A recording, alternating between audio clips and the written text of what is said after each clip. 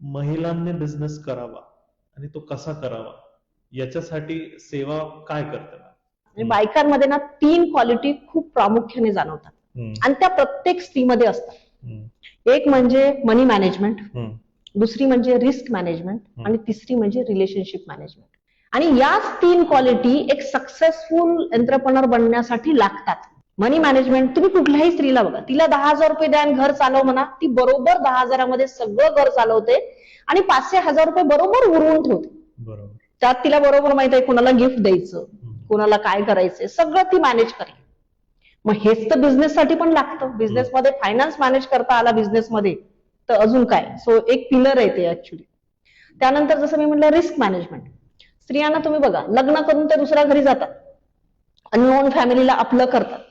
Okay, त्यानंतरची risk मॅनेजमेंटची माझं नेहमीला हे वाटतं की बायका एका व्यक्तीला जन्म देतात, म्हणजे डिलिव्हरी हा बायकांसाठीचा पुनर्जन्म असतो. एवढी मोठी त्या रिस्क घेऊ शकतात, तर बिझनेस हे त्याच्यापुढे काहीच नाही ऍक्च्युली. त्यानंतर तिसरी क्वालिटी बायकांमध्ये असते ते म्हणजे रिलेशनशिप मॅनेजमेंट. लहानपणापासूनच मुलींना नातेवाईक, येणारे जाणारे, सणवार, फेस्टिवल हे सगळं अंगभूत असतं. सगळ्यांशी कसं मॅनेज करून घ्यायचं, कसं हे करायचं, आणि हे एक्झॅक्टली आपल्याला बिझनेसमध्ये पाहिजे. म्हणजे ऍज अ एंटरप्रेनर तुम्हाला जर सक्सेसफुल व्हायचं असेल तर ह्या 3 क्वालिटी